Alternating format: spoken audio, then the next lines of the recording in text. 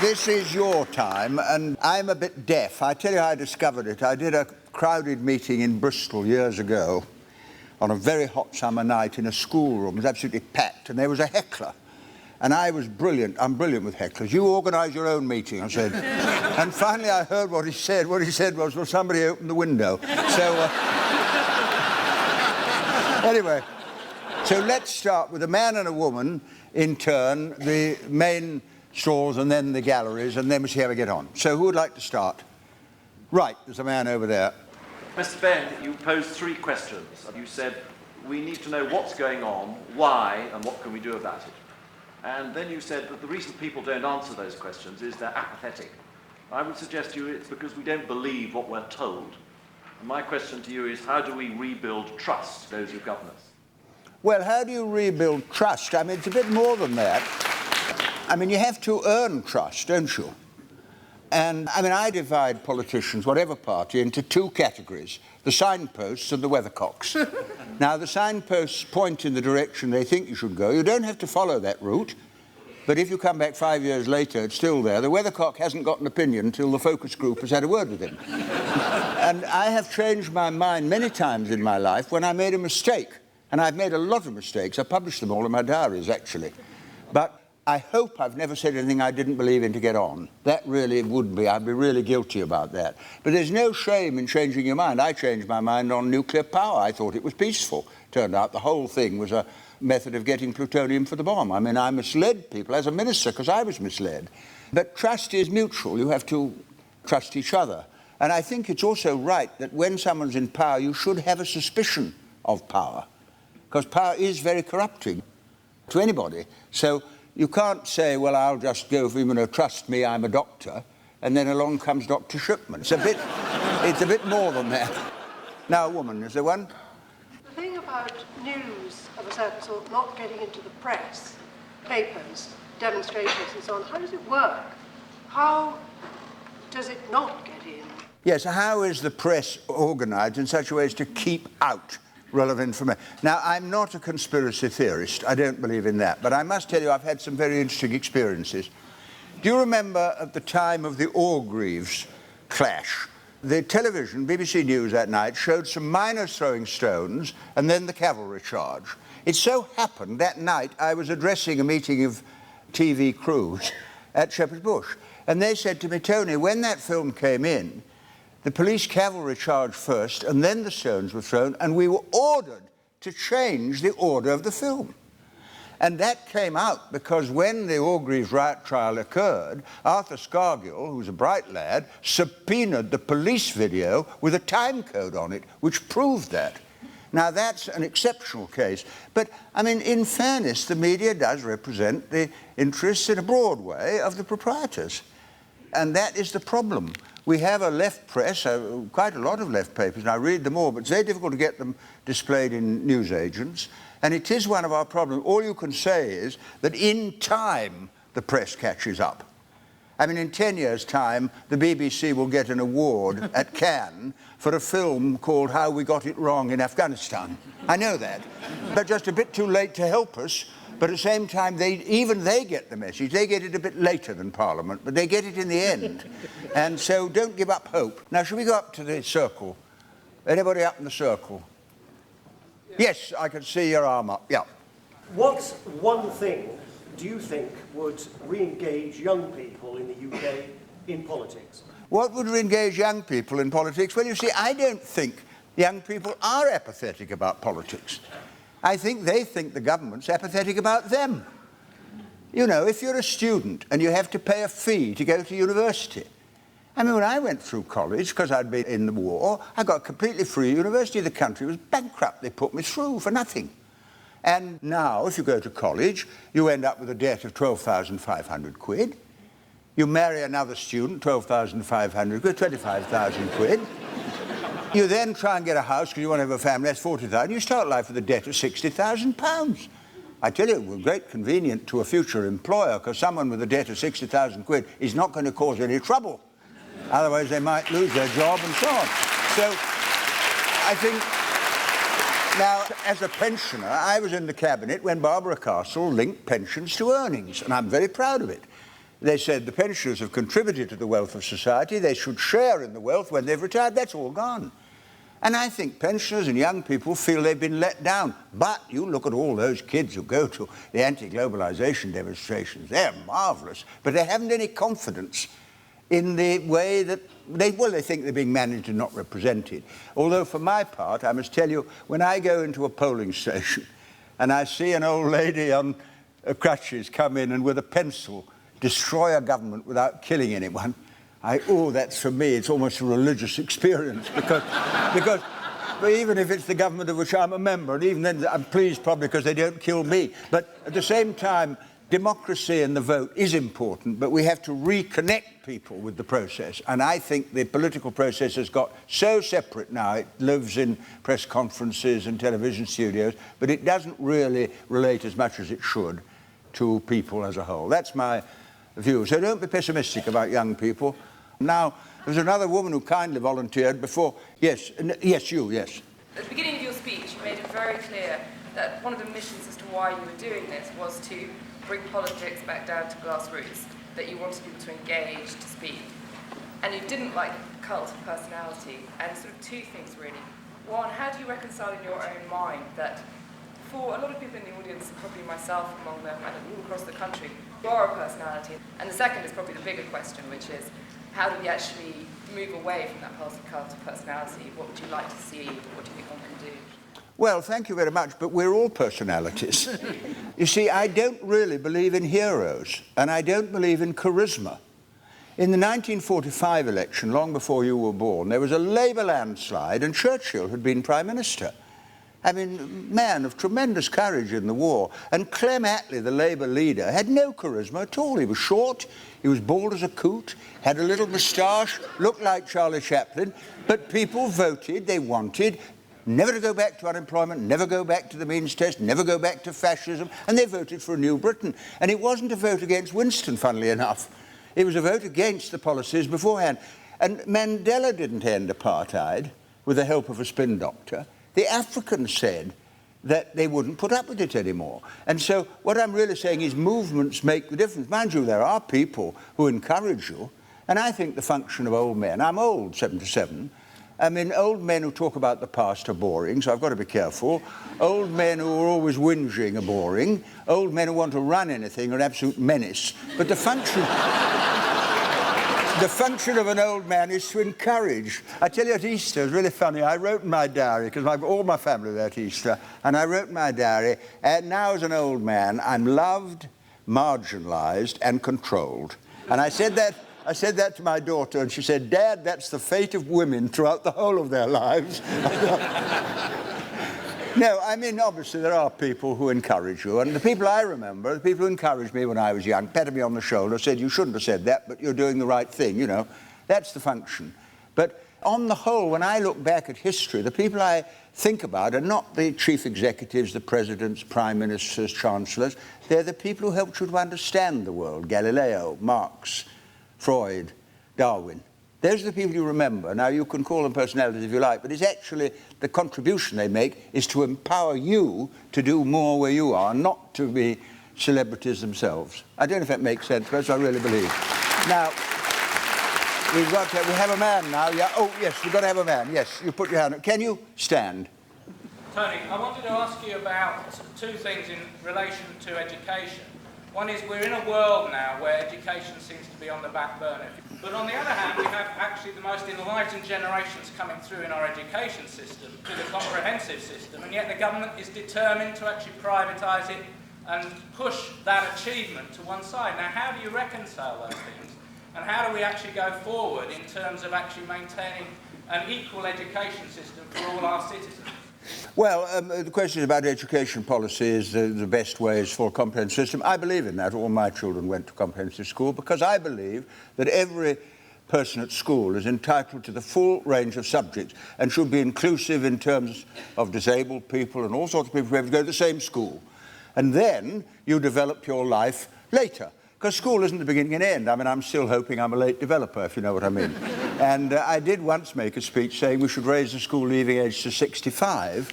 And I got a furious letter from a pensioner in Liverpool who said, Tony, I'm 92 and I've done an Open University degree, so I've raised the school leaving age to 95. Education is an escalator that goes alongside us, but once you break the tradition of the common school, you do create classes in society. The elite who are clever and the rest who are taught to shut up and do what they're told. And I was talking to somebody earlier this evening in the audience who said exactly that. He's in the aircraft industry, he's a technician, not treated with respect. And I do think that I'm a passionate believer in comprehensive education, and I think the government has shifted away. Why, I don't know, but we've just got to shift them back.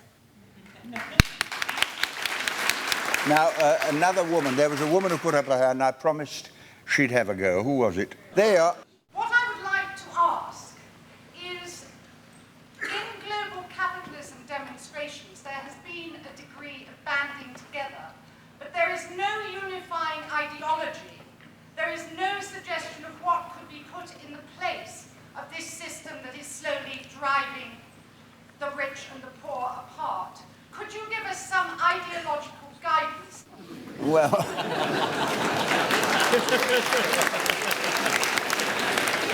I mean, I am a socialist, but I'm a Democrat, a socialist, and an internationalist. That's my faith. And I think you can approach socialism. I'm not suggesting people take it from me, but people approach it from different ways. Some people approach it from an awareness of class. I'm working class, I've never had a chance. Other people, women say, I'm a woman, I've always been kept out. Other people say, I'm black, I couldn't get in.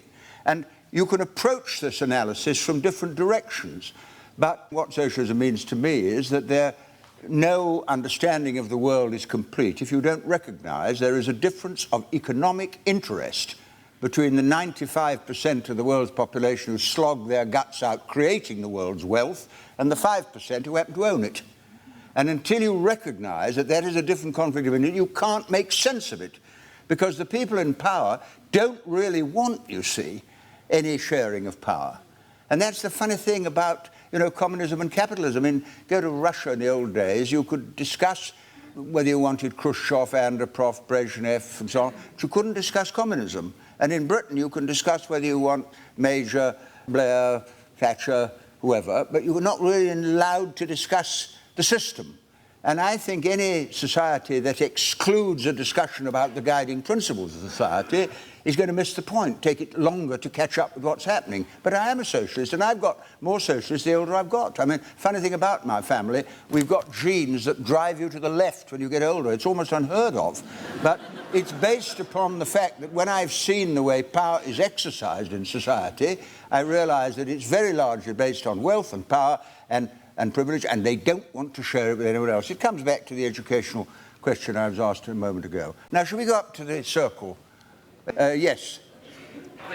The likely long-term implications, both at home and abroad, of the media's demonization of the Islamic faith? Well, the destabilization of the Islamic faith, when Bush talked about the Crusades, I mean, the man really ought to learn a bit of history. Because the Crusades are not mentioned in Britain. There's a statue of Richard Coeur de Lion outside the House of Commons. And Saladin was a Kurd, as you know. And what we did when we went in there was to attack Islam, and it's not forgotten in the Muslim world, but it's forgotten here. Now, a friend of mine who was the foreign minister of Egypt, whom I know, said to me the other day, I met him in Algiers a year or two ago, he said, we've done a seminar on the Crusades in Cairo. And I said, oh, how interesting, what did you discover? Well, he discovered lots of things, but one of the things we discovered was during the Crusades, the European arms manufacturers sold bows and arrows to both sides, so nothing has changed. And this talk about a clash of faiths is totally destructive. I tell you, when I went to see Saddam, you remind me of it, the first thing I said to him in Baghdad, I was taken all around the city, so I didn't know where I was, and came to a little modest little villa, and there he was with a revolver in his belt. Took it out at one stage. I thought I'd gone too far. But the first thing I said to him was, Mr. President, it is a great honor to me to come to the nation between the Tigris and the Euphrates, where the three great religions of the world, Judaism, Christianity, and Islam, were born. And I think he was a bit surprised, because we speak as if Middle Eastern countries were sort of primitive. Their civilization is far older than ours. I mean, the Persian civilization, the Iraq civilization, China, India, we were painted in woe dancing about the streets when their civilizations were fully developed.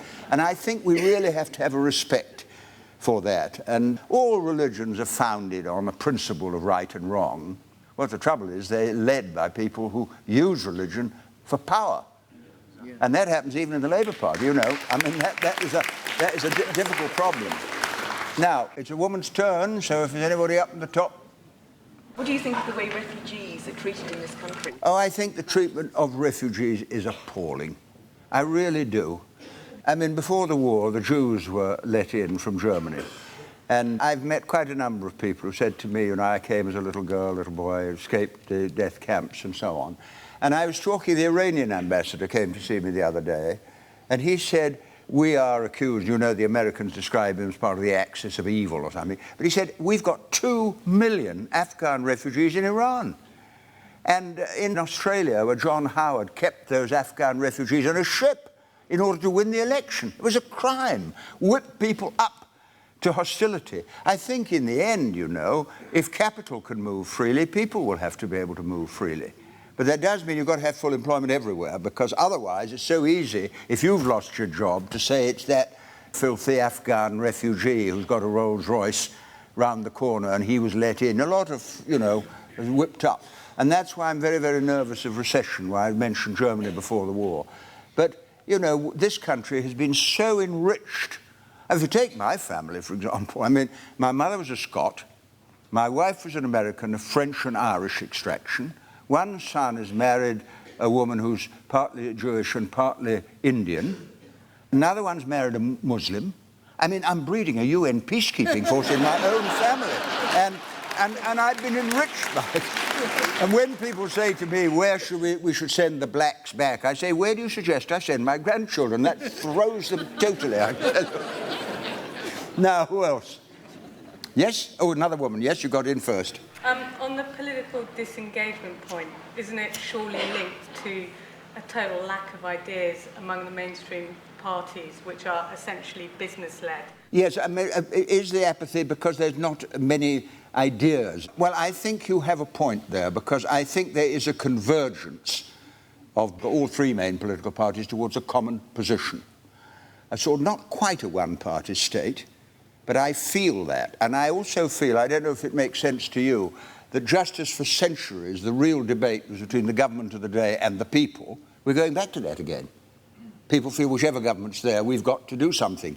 You've got to be careful about ideas. I mean, ideas without practical application that haven't been thought out can be very misleading. So you have to have a guiding principle. I heard the BBC say the other day, there's now no difference between left and right. And I thought, well, maybe so, but there certainly is a difference between right and wrong. And I think we ought to try and introduce some moral judgments. That's what I tried to say about technology. Moral, is it right to do this? And on that, you do expect governments to have a position. But my real question is, if you're politically motivated and you're disenchanted with what's on offer in the mainstream, and you feel that the anti-globalisation movement has got no leadership and it's got no clear agenda, what can you do? And I think I speak for a lot of people. Well, you say if you're disenchanted with the political system and you think the anti-globalisation people have got no leadership, then what do you do? Well, the answer is you have to find people with whom you agree and work with them. I mean, I've had some letters from people recently saying, I've torn up my party card. Well, I say, that's very interesting. What else are you doing? And, you know, if when I'm dying, said, what did you do, Grandad, in the war? I said, well, I tore up my party card. Where does that get you? You actually have to work with other people. And I don't know what your interests are, but it might be the care of old people, it might be education, might be something to do with the environment, might be something to do with some issue locally. If you work with them, you'll find you come together, but don't look for new leaders. I don't believe in leaders. The only time I like the Labour Party, funnily enough, is when we have an election for a leader, because then they're all so nice to you. But when you have a leader, it's a bit difficult. Yes, sir. Mr. Benn, sir, it's my understanding that in the course of your political career, and as a student of Parliament and of British politics, you worked in many endeavours with another, dare I say, great politician who, like yourself, had the courage of his convictions to speak his mind, detriment at times of his own political career and a personal hero of my own, namely the late Enoch Powell. Well, I knew Enoch over 50 years. When I first met him, he said two things to me, which I never forgot. We met on Any Questions. He talked about the war. He said, at that time in the war, I hoped I'd be killed. And he said something else to me. He said, I didn't know whether to join the Labour Party or the Tory Party. Now, the thing about Enoch, he made a terrible error on the question of race relations. That speech about methinks I see the Tiber foaming with blood was because he was a professor of Greek, a terrible thing to be. And he, well, do you teach Greek? Well, I make an exception in your case. But you see, what he did was to whip up. A lot of people took that phrase and turned it into racism. But actually, Enoch himself, I mean, I disagreed with him. I never spoke on a platform with Enoch. He took a different view from me on Europe. I mean, we were both against it, but for different reasons. And I've never spoken with Conservatives on platforms about Europe because I'm a European and I want a democratic link with Europe, but I just don't want it run that way. And I'll tell you a very funny story. After the referendum, I saw Enoch, and he said to me, it would really make you laugh, because he had a great sense of humour. He said to me, a black cab driver said to me today, I'm sorry, Mr. Powell, you weren't able to keep us out. And he was referring to Europe, and of course Enoch thought about race. I mean, I used to argue with him, but I think he knew he made a big mistake in that race speech. I think he knew that. And I'd say to him, look, he loved India. He adored it. And I said, why do you love India but don't want any of them in Wolverhampton? And he couldn't quite answer. And I said, if you believe in the free movement of capital, which he did, what about the free movement of labour? But the thing about Enoch was he spoke his mind. He never attacked anybody. He treated everybody with respect. He used to give speeches about the public sector borrowing requirement to the shopkeepers of Wolverhampton as if they were the IMF Council. And I was fond of the man personally. I went to his funeral, got into terrible trouble for going. People said you're encouraging racism. But in the end, politics is about your respect, not whether you agree with people. And indeed, Mrs. Thatcher came to Eric Heffer's funeral, you know. And when I thanked her, she burst into tears. Now, another woman, please. Anyone up top? I've got a question of what suggestions do you have to get rid of the British monarchy? How should we go about it? Well, yes, now, on the monarchy, let me answer it. I danced with the Queen as a princess in 1945, trod on her feet. And my view of the Queen is very simple. She didn't pick the job. She was born of the right parents in the right bed at the right time. And therefore attacking the Queen is a ridiculous thing to do. The effect of having a crown, however, is quite different. It is because of crown prerogatives that the Prime Minister can go to war, that's the Crown's prerogative, can make peace, can appoint bishops, can appoint archbishops, can put 248 people in the House of Lords, and can appoint royal commissions on. And that is an undemocratic core. It isn't the Queen does it, but the powers of the Crown give the Prime Minister the right. So I'm in favour of all the powers of the Crown being transferred to the House of Commons, so it's discussed.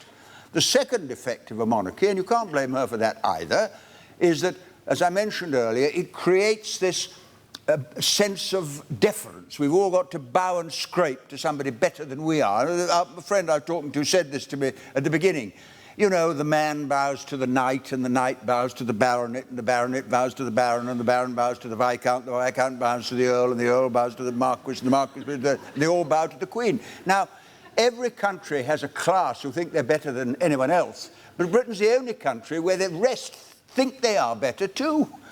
You know, we are sort of born and trained to believe we're inferior. Now, that's not the Queen's fault. But I do think that it would be better if we chose our own head of state. And if she lives at Buckingham Palace and changes the guard and it's all paid for by the British Tourist and Holiday Board, I would have no objection at all. And that is my problem. Anyway, that's my feeling about it. Now, a guy up at the top, right.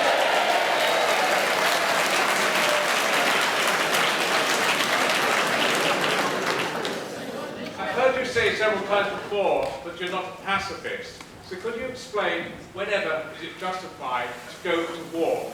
Yeah. Well, I'll try and answer that. I mean, the definition of a pacifist if you look at it in the dictionary, is someone who believes in the peaceful settlement of international disputes. That is the actual legal definition, but the term normally means somebody who won't fight. I haven't the courage to be a pacifist, because it takes a lot of courage to stand up against it, and some people went to prison because they wouldn't fight.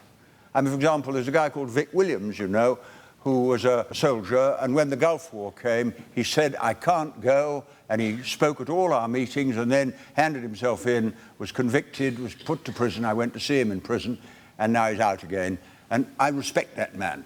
If you look at the circumstances of wars, you have to be very careful. You see, the First World War was a clash of empires. Had no real ideological basis in it. And funnily enough, I was outside the American embassy with Bruce Kent on a vigil, and there was a policeman there. And he said, I'm a historian of the First World War, and what a crime it was that the working class of Germany and Britain slaughtered each other on the Somme. And that moved me very much. If I think of the Second World War, where there was an ideological element, the truth is that there was no appeasement of Hitler before the war. The British government supported Hitler. If you read the captured German Foreign Office documents, you will find that the Foreign Secretary, Lord Halifax, went to see Hitler at Berchtesgaden, and the opening words of his statement was, on behalf of the British government, I congratulate you, Herr Chancellor, on destroying communism in Germany and acting as a bulwark against it in Russia. And I think we could have avoided the Second World War if we'd taken up the possibility of an alliance with the Russians before. Of course, we took it on when the war began and the Germans invaded Russia. Churchill became a passionate supporter of the Anglo-Soviet alliance, but we could have stopped it. But at the same time, if somebody came into the theatre now with a bomb, and I had a gun, and I could hit him, which I probably couldn't, I would shoot him to stop blowing up the theatre. So to that extent, I'm not a pacifist. But I do believe that non-violence, the Gandhian tradition, is something that we really ought to think more carefully about in a world of nuclear weapons, where by accident you could obliterate huge sections. I've been to Hiroshima and Nagasaki and never forgotten what I saw there. We cannot go along with those who say war is the answer to every problem. I feel that very, very strongly. I don't know if I offend anyone, but that's my feeling.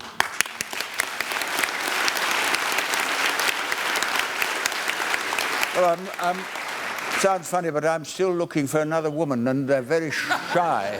Yes, come on. Right, and then come to you, yeah. Do you think Tony Blair will push Britain into a single currency by hook or by crook? Do you think the Prime Minister will push us into a single currency by hook or by crook? Well, he can't, because we're pledged to a referendum. Yes, but he could fiddle the question. Well, he could fiddle the question. What you're really saying is the British people aren't intelligent enough to see what it's really about. And I think they would. It is the biggest single decision because it is a constitutional change far bigger than a Mayor of London devolution. It is about handing over the power to make laws to people we don't elect and can't remove. And that for me, that's what it's all about. And I don't think the Prime Minister will have a referendum if he doesn't think he's going to win it. And as he may not think he's going to win it, he might not have it. And having said that, I desperately want cooperation with Europe.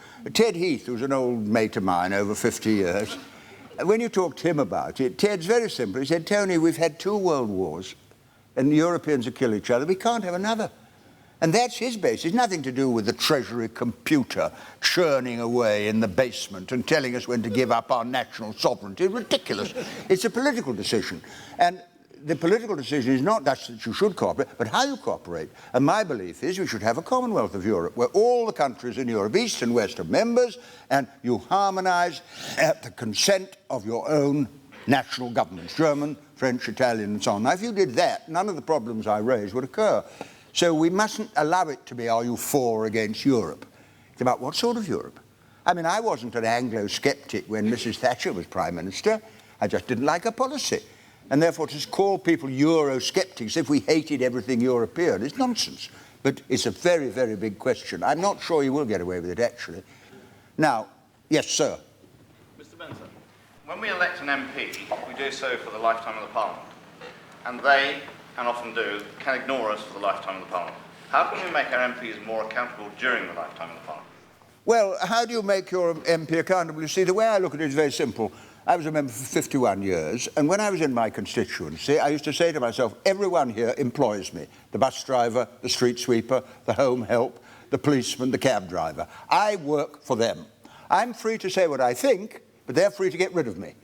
And the discipline of a democratic election is really phenomenal. You'll be astonished. You have to think all the time about the impact of what you say on the people you represent, but you still have to say it. And I think most members of Parliament, because I don't go for this business, they're all just out for cash and promotion. Most of the members I know are conscientious. They go to their constituencies, they do their surgeries, people come with problems.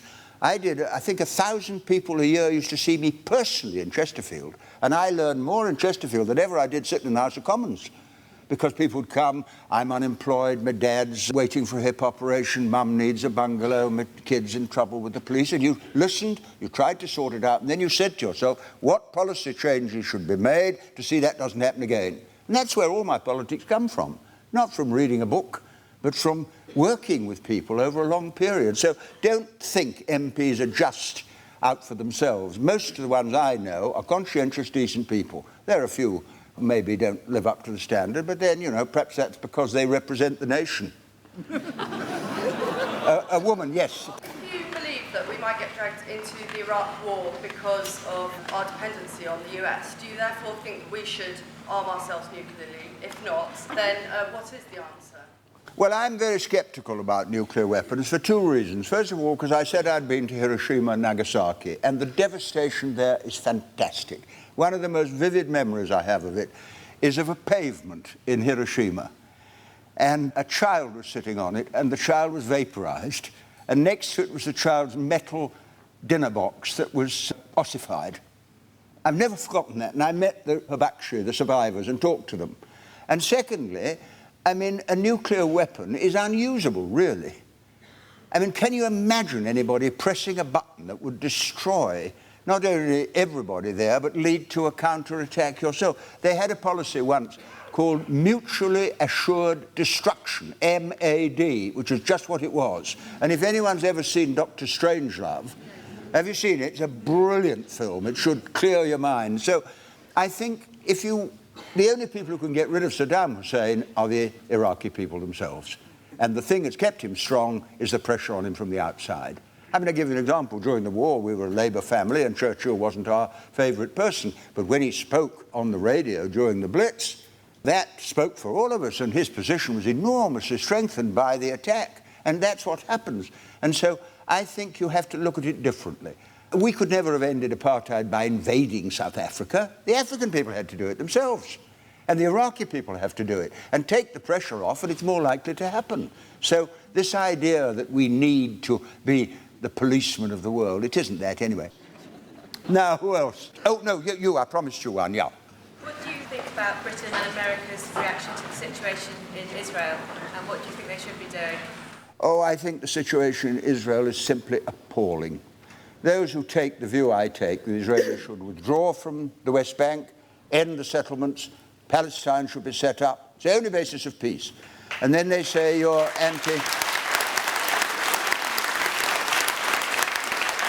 Then the Israeli government say that's anti-Semitism. That is a lie. Funnily enough, in 1945, I wrote to the Jewish Agency, I was in Cairo as an RAF pilot, asking if I could come and visit a kibbutz. And I went there, and I was actually in that kibbutz the day Hitler surrendered.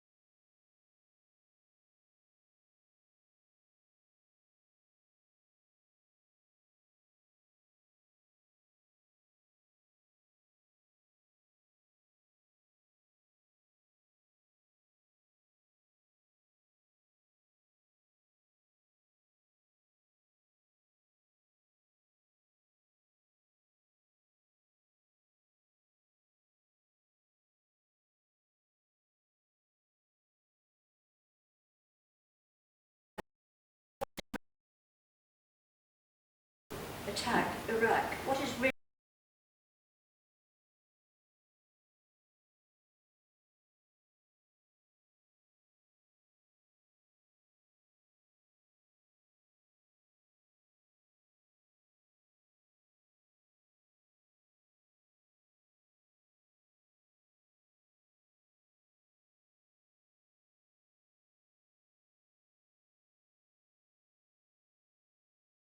is